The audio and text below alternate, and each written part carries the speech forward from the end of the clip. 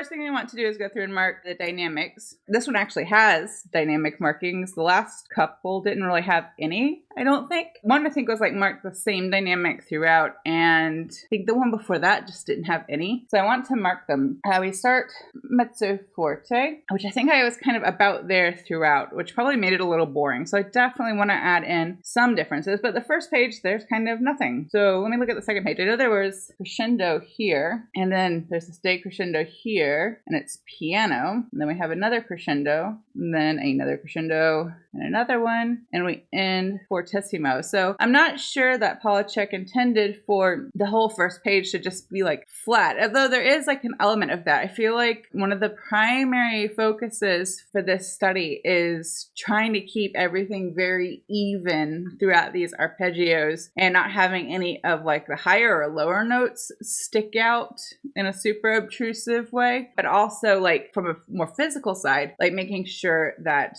embouchure stays consistent, because that's a big part of making sure the notes speak consistently and sound consistent. But I think that evenness and control can happen and there still be some dynamic change. So I think I might find some places to add a little something in the first page to make it a little bit more interesting. But the second page, I think I'll kind of stick to what he wrote. But I might have to add a little something in because there's this crescendo that starts in the second line. I don't think it's just steady crescendo without any other kind of fluctuation for like half a page. So I will figure that out when I get there. I'm going to put the metronome on because I know I was rushing by the end of that playthrough. So this is the tempo I tried to be for most of that, which is quarter note equals 60. I'm going to leave the eighth note subdivisions on too, just to help myself out. Like 9.5 times out of 10, if I'm making a mistake in terms of rhythm or tempo, I'm rushing, I'm pushing ahead. And I feel like that's very common. I think a lot of people are rushers, especially like playing something for the first time, or if they're just really thinking ahead, you know, or are nervous. I think nerves and adrenaline can make you rush too. But sometimes I feel like my playing would be better if I was more of a dragger and less of a rusher, but that's just not me. So I'm going to go from at the beginning with the metronome. And if I don't have any big issues by the end of the page, then I'll play through the first page and I'm going to go back and figure out where I want to put some dynamic markings. I also, for breath, I'm mostly just going to breathe where I need to. I'll just retake the beginning of that 16-note figure, that downbeat beat. I'll just replay the whole thing, except for the places where I can sneak one in between the 8th and 2/16. I'm going to be less focused on like trying to get really, really long phrases and really, really long like stretches without a breath, and more on just on keeping everything very even. So go from the beginning.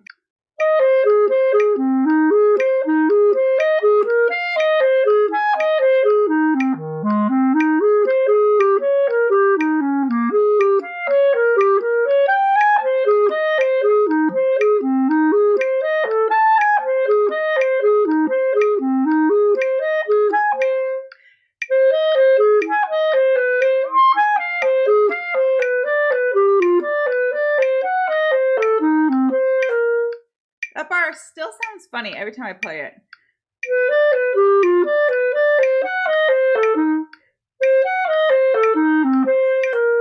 I know that's a C natural, but my pinky finger really wants to make it a C sharp. So I want to make sure that I have that right. It's one of those cases of my ear knows it's one thing, but my fingers think it's something else. I'm going to go back at the beginning.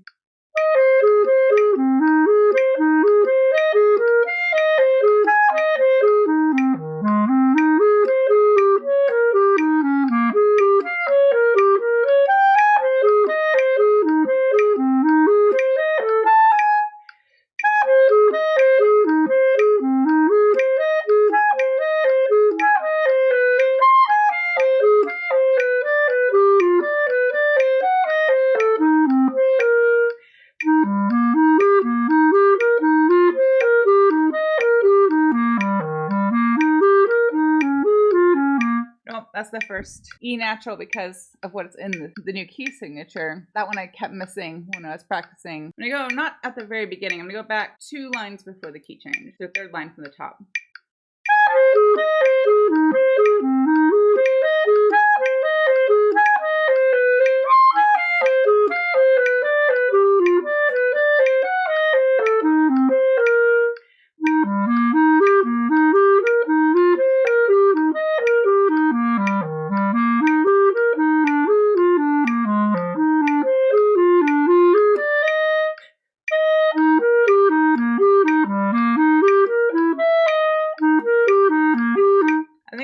my first half page turn there. So I'm going to write in turn so I don't forget. I'm going to start like 2 bars. No, I'll start after the key change so I can practice that page turn.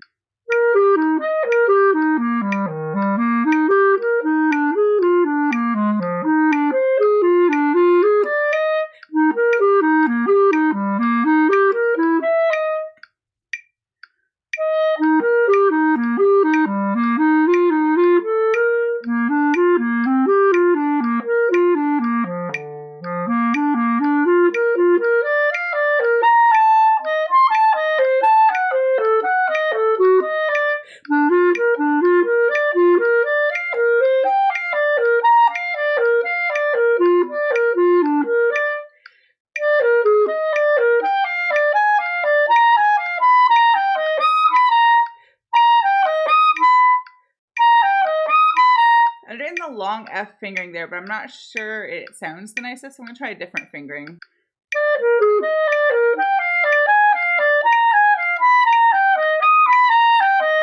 Yeah, I think the normal F, high F fingering will actually sound better there. I'm going to go back 4 measures before the page turn.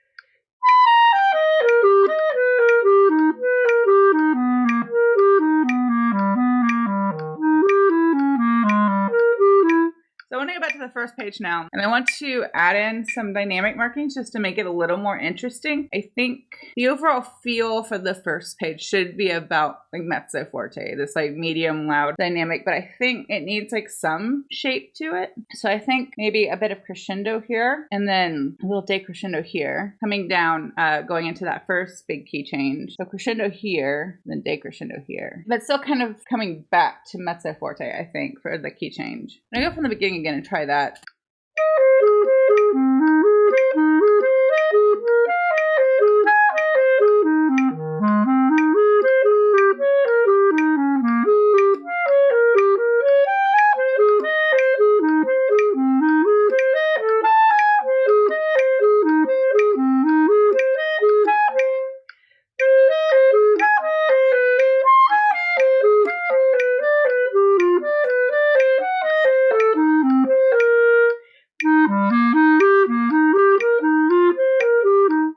My mind. I don't actually like that. I think it's the opposite, actually. It should be a little bit of decrescendo here and then crescendoing into the key change.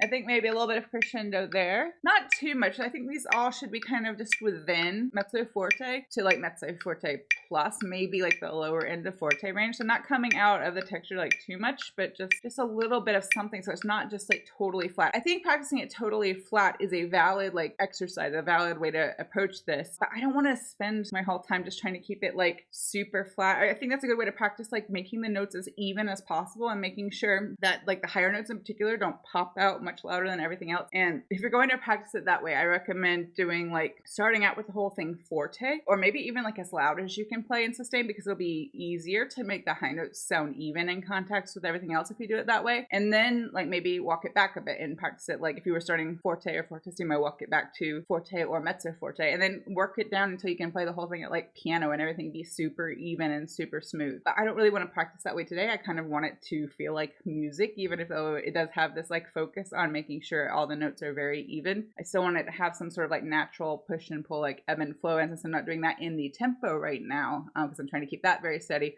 I want to do it with the dynamics, but not too much because I don't want to get too far from like the character of the study. So I'm gonna do like 2 bars before the key change.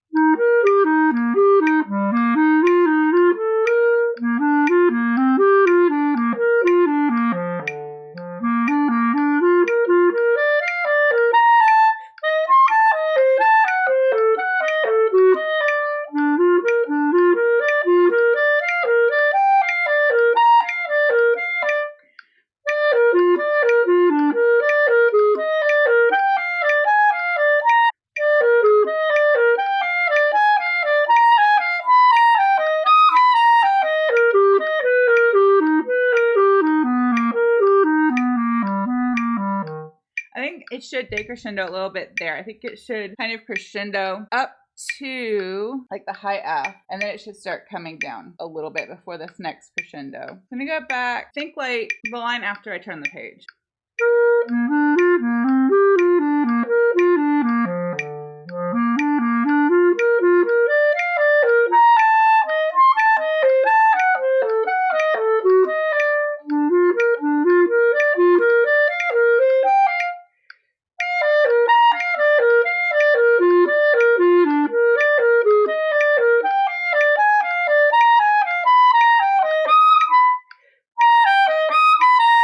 I did the wrong fingering there. I want to do the regular F fingering. I did the long F fingering, which is, I think, for most people going to speak more easily, but on my instrument, it just sounds like it's a little bit louder. The timbre's a little bit different. It doesn't feel like it matches. So I think the regular F fingering sounds better, even though it doesn't speak quite as easily. I'm gonna do the same spot again.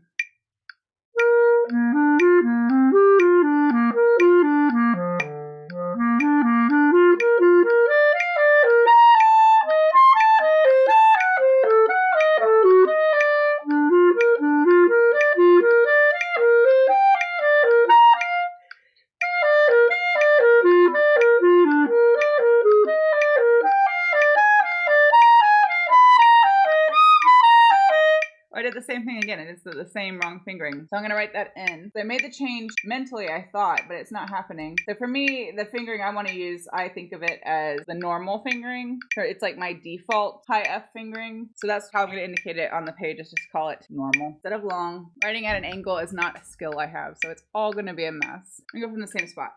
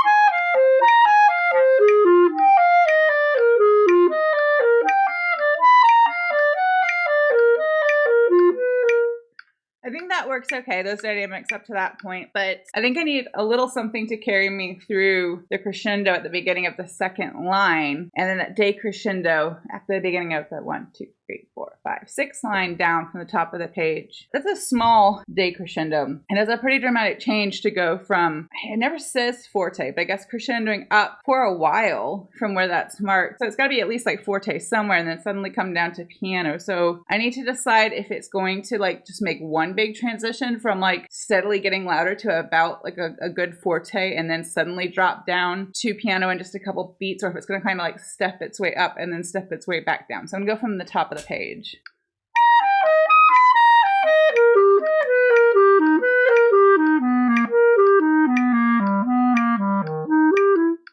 like that all coming down. So let me start from the beginning of the crescendo.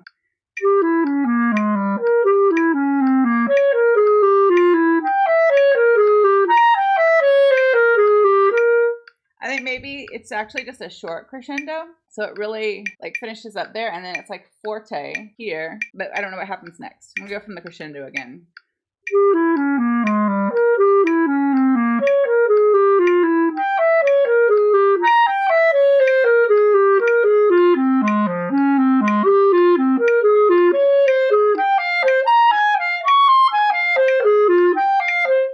I think this is where it starts decrescendoing, at least the first time, and then maybe comes back up here, and then back down here, and then up here, and then it comes down to piano, and that's like the big one. So I'm gonna try from the beginning of that written crescendo.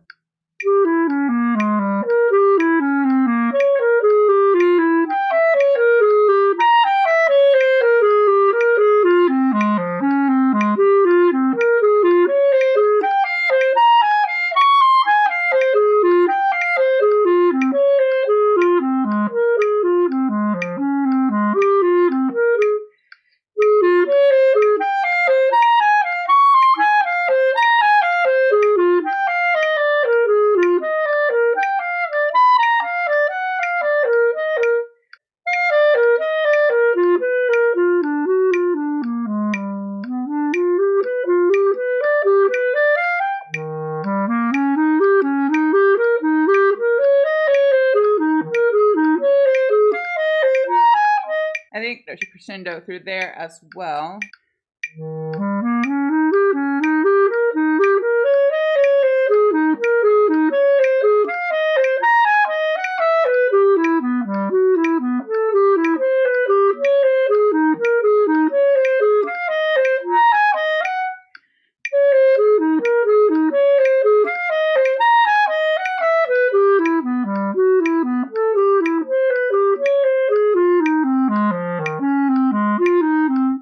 I need a big decrescendo somewhere, since I have this big crescendo to the end that's going to take us to fortissimo, which is the loudest written dynamic of the entire study. So like, I think it needs to be preceded by a good decrescendo, maybe here. Maybe there's a little bit like here and a little bit more here before the last big crescendo. I'm gonna go back to the piano that's written.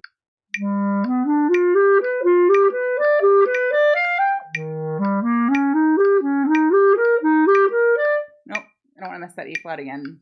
I don't think I missed it before, but I'll just go ahead and mark it.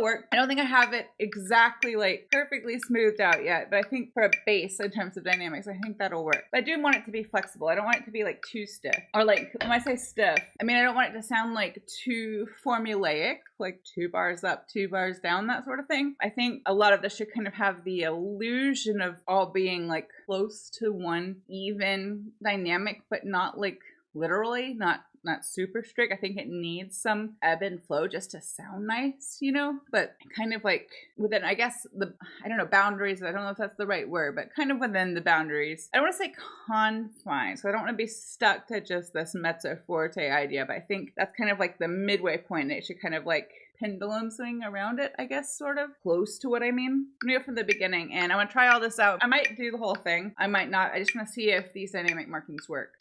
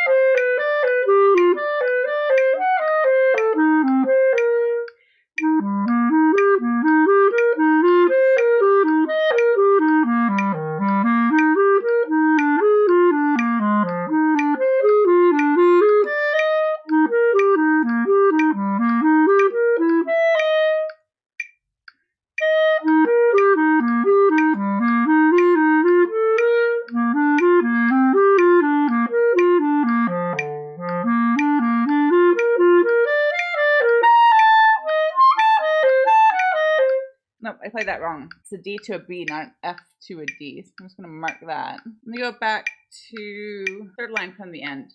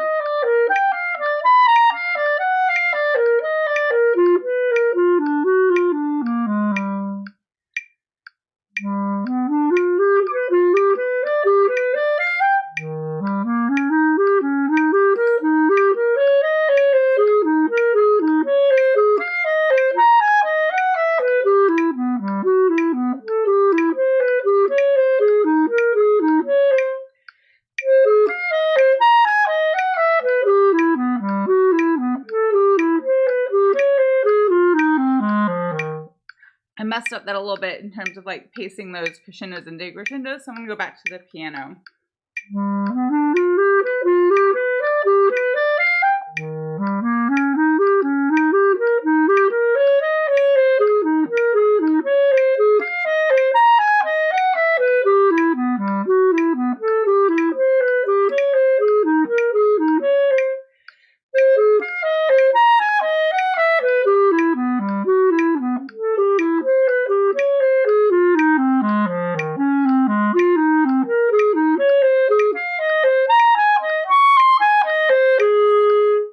I think that worked okay. I don't have it, I'm not executing all of that exactly the way I want to, but I think it'll work as like a plan for the phrasing and the dynamics. Now I want to speed it up a little bit. Let's just do 5 clicks. It'll take me a little bit, I think, to get it up to quarter note equals 80. I might not be able to accomplish that today, but I could at least start inching more towards a tempo that is actually Allegro moderato and not, I don't know what I would call this, but it's way under tempo. So let me go from the beginning of this new tempo.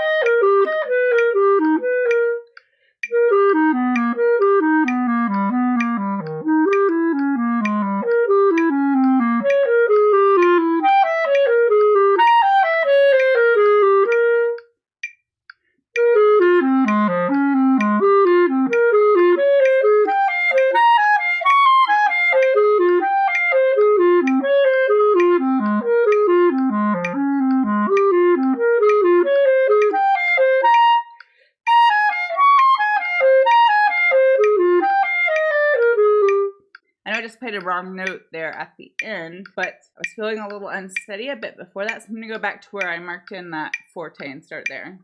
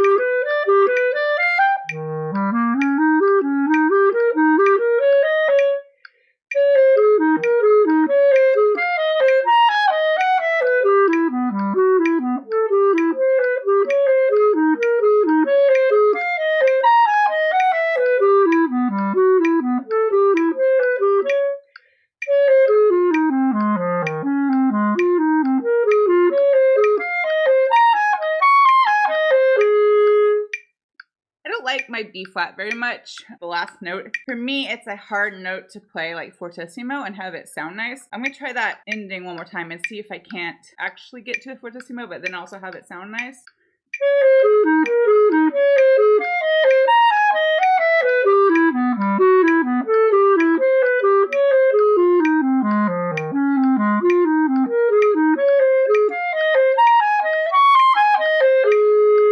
That wasn't quite right. I have to work really hard to not let it get too like spread.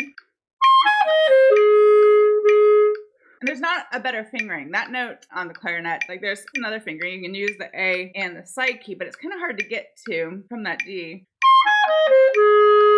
It does sound nicer. So if you were playing this as like a solo piece or on an audition or something, then maybe you could pull back just a little bit tempo-wise, and then you could get to that fingering, like in the last two bars.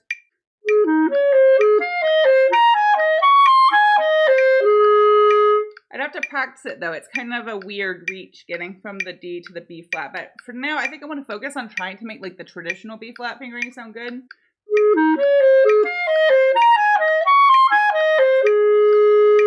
It's just not the most like resonant note in the world, or at least not on my instrument. I feel like most instruments it's going to have a similar problem. I mean, every instrument's a little bit different. I want to try that in context a little bit. I'm going to go back at the last 4 lines.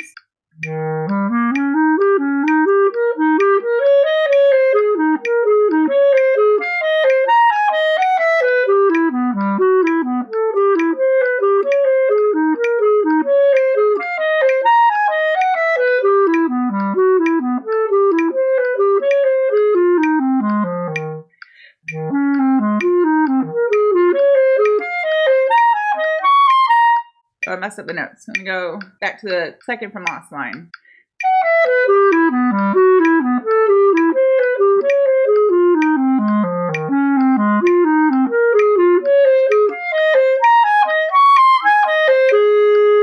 It's a little bit better. It's still not my favorite note to end on, but I can make it work. And we try speeding it up just a little bit more. So this is quarter note equals 70 from the beginning.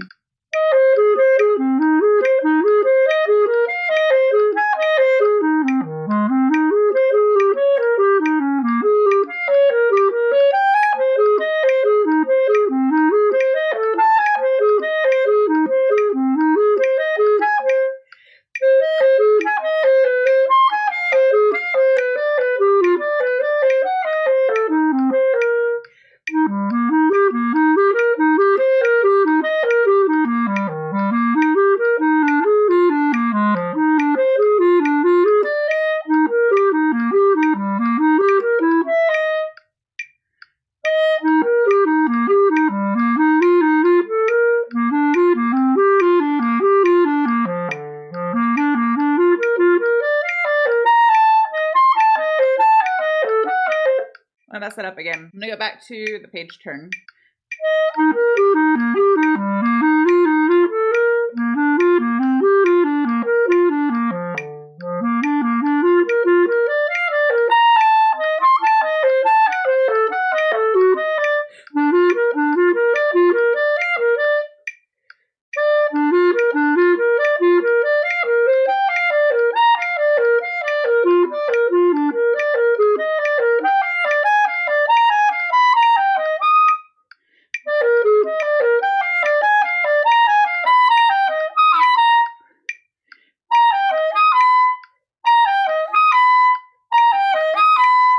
That connection from the low F to the high F, or the mid-range F to the altissimo F, is getting harder the faster I go. So I'm going to make sure I make that sound as nice as I possibly can.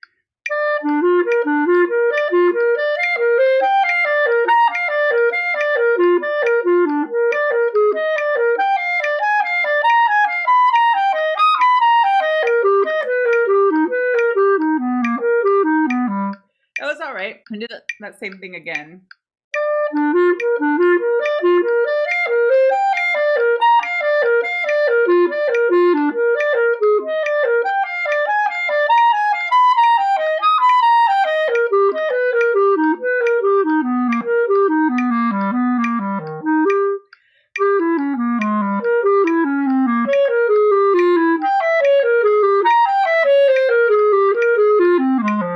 Messed up because I was was coming up on this E, and I blanked for a second. And I blanked for a second because I couldn't remember if it was an E natural and E flat, and it is an E flat. Let me go from second line from the top.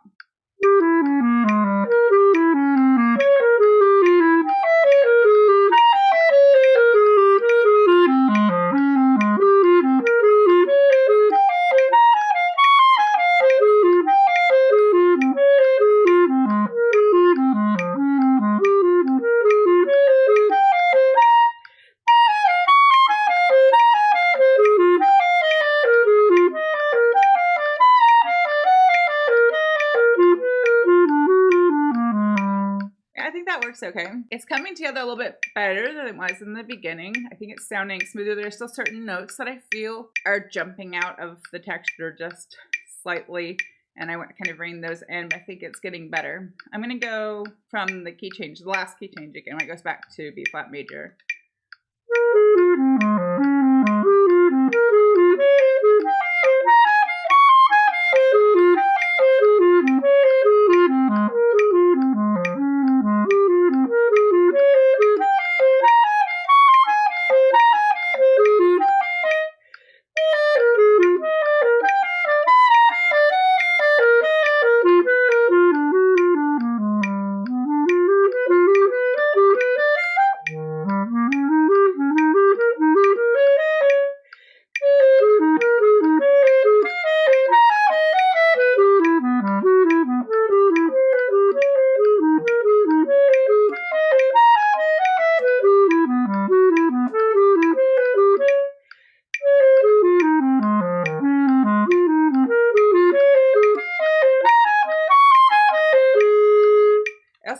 I think the E flat is sounding okay, but I don't want the high C in this transition here to really stick out, especially in the next to last measure, or like the last full measure.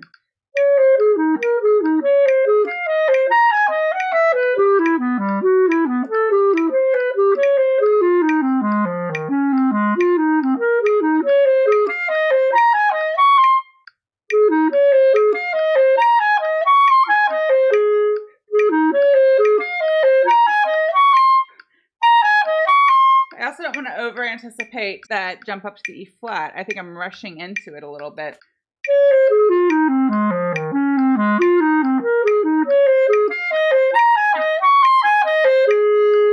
Wasn't perfect, but that was a little bit better. Go back a couple bars from there.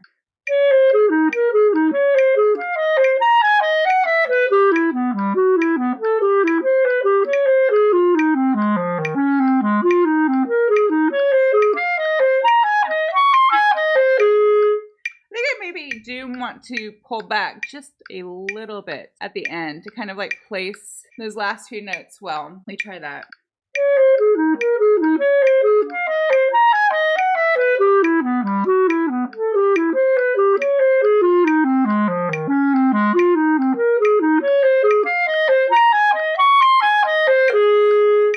It'll sound better when I'm not playing with the metronome. I think that is okay. I think not just kind of like, I want to keep it steady through to the end. But I think the last few notes can pull back just a smidge to make a nice ending, and that will make sense. I'm gonna do that again.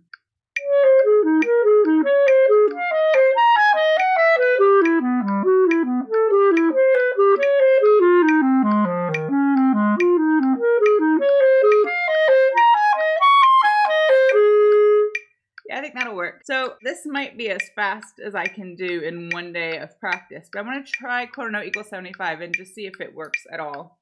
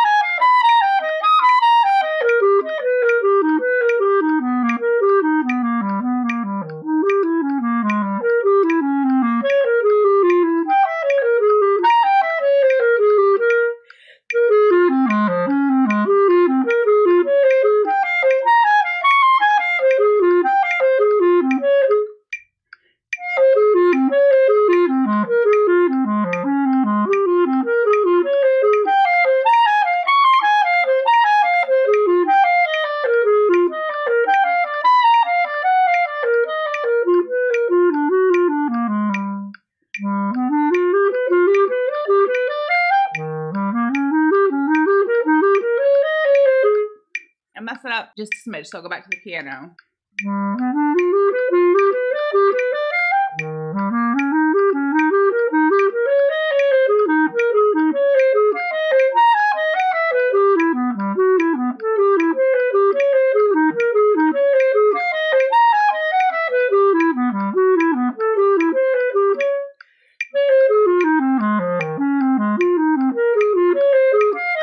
Nope, made a little bit of a mistake. I'm gonna go back 1, 2, 3, 4, 5, 6 bars from the end. No, 8 bars from the end.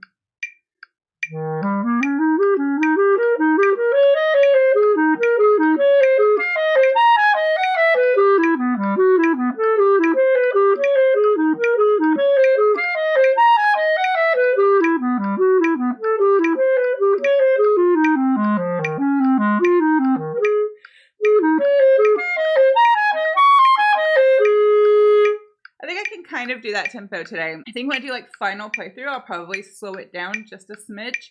Just a little bit, just a couple of clicks, but I think I can make that work for one day of practice. I'm gonna run it through once more with the metronome. This one is a little tough endurance wise, so I wanted to leave myself like plenty of time to get a good final playthrough, because when I edit these for YouTube, I very much like to start it with a playthrough, even if it's a little rough, and end it with a playthrough. And I'm not looking for it to be perfect, I just want to kind of show a progression. But sometimes like they're really difficult and I can't play it through one time and have like nothing go wrong. So I've gotten really good, or not really good, but much better than I was initially at like editing my final playthrough to make it sound cohesive. And I don't do that to like try and trick anybody into thinking that I played it perfectly. I feel like it's pretty obvious where I've like made a cut to make it make sense or to edit out a mistake. I just want it to have a nice like listen through like at the end. I've gotten pretty good at like editing to keep it in time. Like if I retake something and have it like pick up in the right spot and then it can make a nice final playthrough. I kind of was on the fence about that when I first started editing these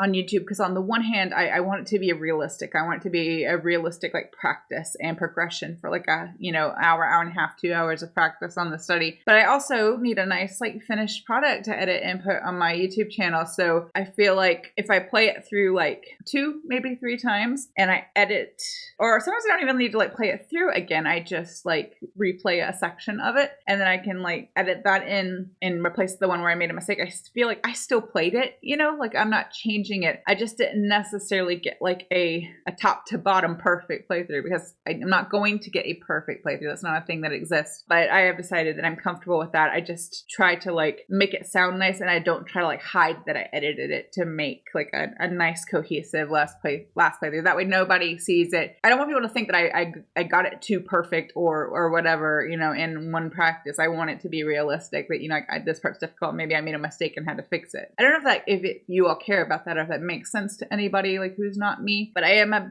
big fan of like letting these like practice with me streams and then practice with me videos for YouTube. I want them to be showcasing progress and not trying to like create the illusion of mastering something in just an hour or whatever, because like maybe there's a piece of music out there that I can master in just an hour or an hour and a half, but I don't think these are it. These are pretty difficult, but I do like just the ending to be nice. I don't want the ending to be full of a bunch of mistakes. I don't know. If you all have thoughts, let me know. I think the first several study streams I edited, I just let the ending have mistakes in it if there were, but like I just didn't like that as an ending for the video. So this was like my compromise, to like edit it so that there's a nice ending, but like let it look edited so that nobody thinks that I'm trying to pretend like I got it perfectly on that try when I didn't. If anybody even cares. I might be the only person in the world who cares about that. There's too much of people pretending like they did things perfectly, or their life is perfect on the internet, or everything they play is perfect. And I don't want to contribute to that, but I also want to make a nice finished product. So that was my compromise. I think I'm just gonna go ahead and play it through. This one I find to be kind of challenging endurance-wise. I like to get at least 2 full playthroughs to make sure I have a nice ending for the YouTube edit. So I think I should go ahead and do one. Let me listen to my tempo for a second. So not quite goal tempo, because I thought I wanted the goal to be quarter note equals 80, but that's too fast for today. So I'll just be here.